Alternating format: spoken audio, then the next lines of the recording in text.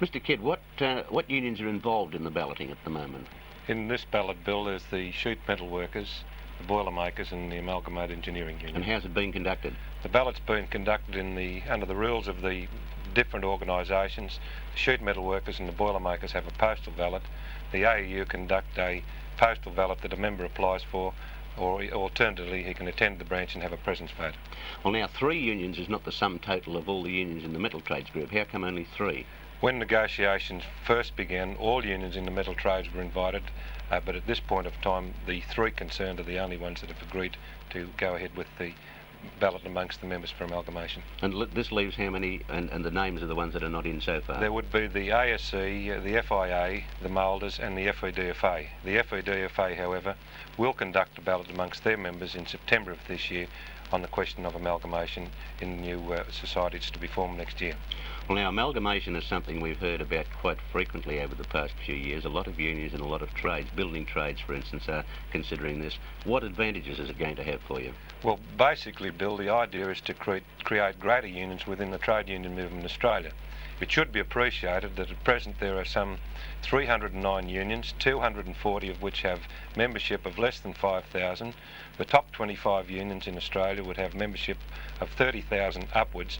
They would take in 63.8% of the membership, whereas those in the bottom group would only have 11.3% of the trade union membership of Australia.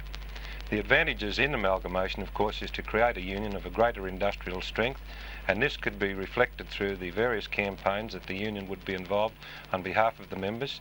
It would lead to a better and more ideal type of administration. It would reduce the number of union officials attending at conferences.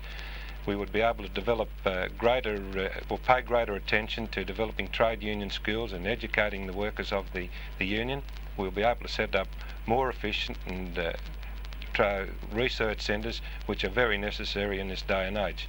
Of course, the other thing that we have to consider is the unification that has taken place amongst the ranks of the employer organisation, where the metal trades employers organisation have formed themselves into one very tight group. It should also be appreciated that in the metal trades industry, it's the largest secondary industry in Australia. It exceeds the second largest industry, the food, drink and tobacco industry, by 5 times. There are 300,000 employees in this particular industry who would receive in excess of $1,000 per year in wages and salary.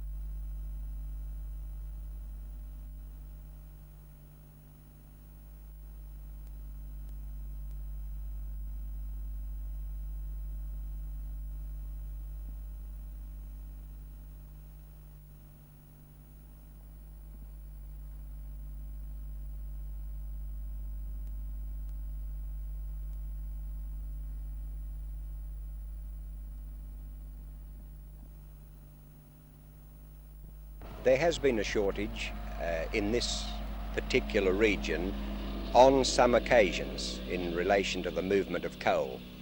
I don't think the shortage has been as great as has been announced in some quarters.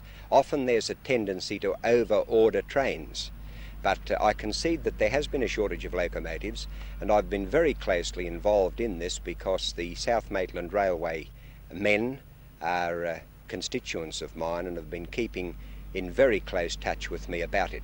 There is a conference taking place at the moment, I understand, between representatives of the FEDFA, which is the union covering the South Maitland men, and the AFULE, which is the railway union, trying to work out a basis by which South Maitland engines will run through on the government tracks. Now, I hope that it will be possible to work out a satisfactory basis.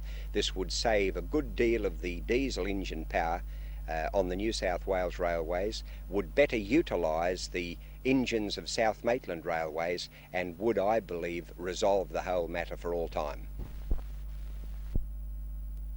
Well, I complained at a meeting I was addressing last night that some car manufacturers were attributing the increase in the cost of motor vehicles to certain essential safety features which the various transport administrations throughout Australia have insisted be included on cars. And I was pointing out that this is far from the whole story.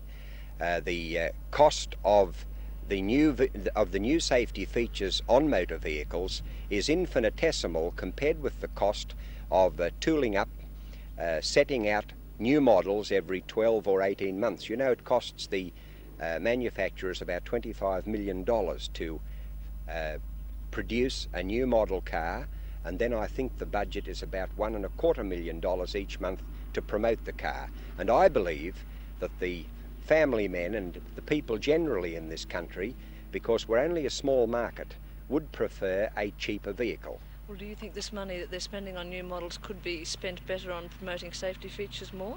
Well, all of the safety requirements that the Ministers for Transport have insisted upon have been included in the cars. I've got no complaint about the safety consciousness of the manufacturers.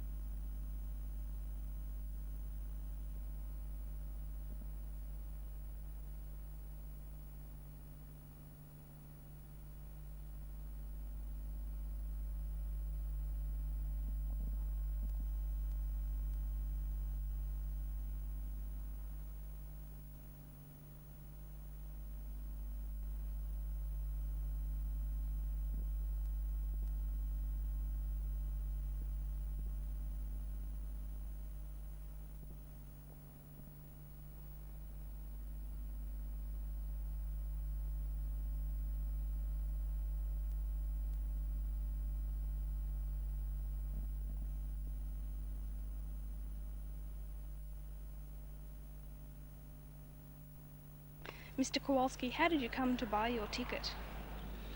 I come to buy, and I went to Wins office and got 2 jackpot and 1 special, 1 ordinary.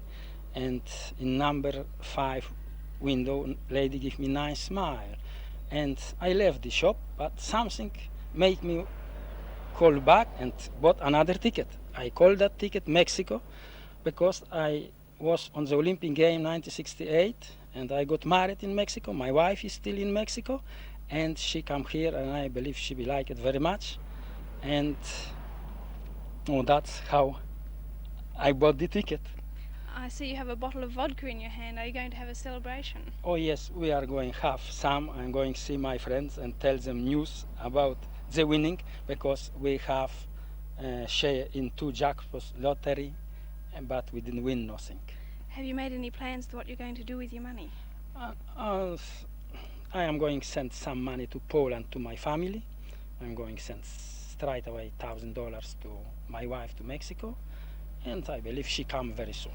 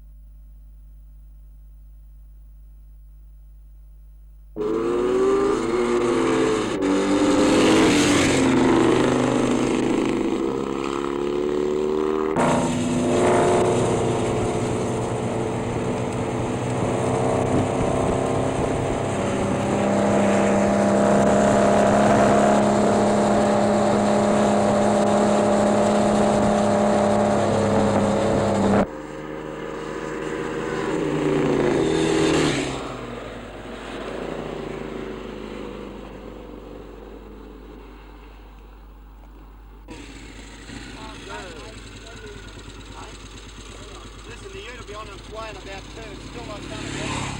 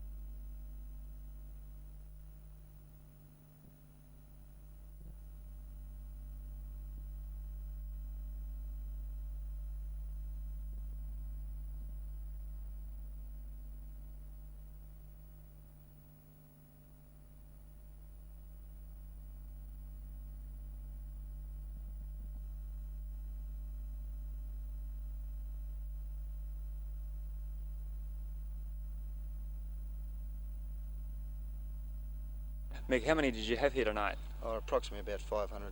And tonight it was a rainy night, and we could have expected 2,000 or 3,000, I suppose. 2,000 at the most. That's the usual attendance? Yeah, well, last week we got about 2,000 on. What's the main problems with organising this? Well, the main problems there now is that, well, the public, you know, is trying to get them interested in this drag strip, and, well, it's sort of, how can you put it, pretty hard to get everyone interested in it, sort of thing. Are the kids interested? Yes, they are. They're very interested in it. Is this an ideal site, this strip? This is a good stripe, except for the slight bend halfway up the circuit. I noticed a bump in the middle. There's a bit of a corrugation there. Yeah. Does this affect the driving much? Not a great deal, really, because they've sort of gone past the little dip of it. And what about the safety factors here? Well, the safety factors are, well, they're all right, I think, in a way. Well, we could move this strip up a bit further, I suppose, and get a bit more into it. There was a bit of talk tonight about Sydney Police coming up here to see what they could do about it, and also there was a part in the paper about there was a meeting to be held tonight, and that stopped a lot of people from coming tonight. Was there in fact a meeting held? A sort of a meeting there was. What sort? To find out if they could organise a committee for the track. And has a committee been formed? In a way, yes. What way? Oh, well, they've got a few blokes interested in the idea of it, pretty big blokes, and they're trying to put together a club to get more people into it so they can get some finance money to try and get this drag strip. And how much do you think it'll take? I'd say pretty close to about a good drag strip. We run into quite a few $1,000, quite a few.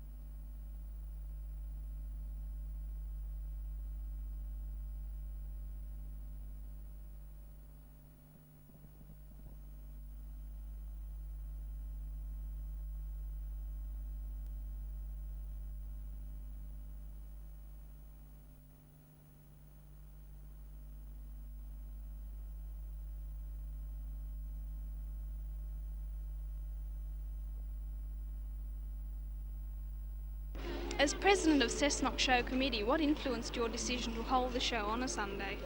Well, we think it would be a day suitable for a lot of people who cannot attend on a Friday or a Saturday, to give them an opportunity to come along. And of course today has been a particularly fine day, has helped things, but it looks very well the way it's going. It's quite a good roll-up, and we have good entries, particularly in the horse events. And in the dog section of the show, which is held on a Sunday, they're quite good entries in that too. And I might also say that the wood chopping events have been particularly well patronised. This show is always noted for its wood chopping, but this Sunday show seems to have attracted quite a greater number of choppers than we would have under ordinary circumstances. Do you think you'll do it next year? Yes, if this one is successful, I think it's quite possible to carry on as usual and it will become the regular thing. Madam, what do you think of having the show on a Sunday?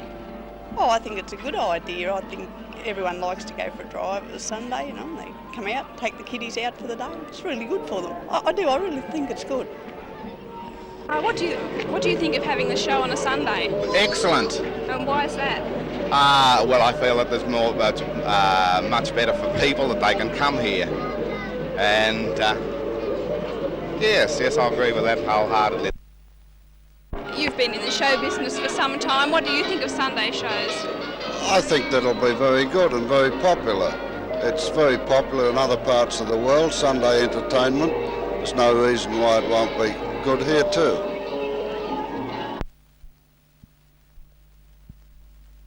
Well, I do feel that it may have had some effect on family life, perhaps. I think basically this is one of those questions where people have got to make up their own mind, and if they feel that they're advancing what is to them is the most important things in life on a Sunday, well, as any other day, they've got to do this for themselves.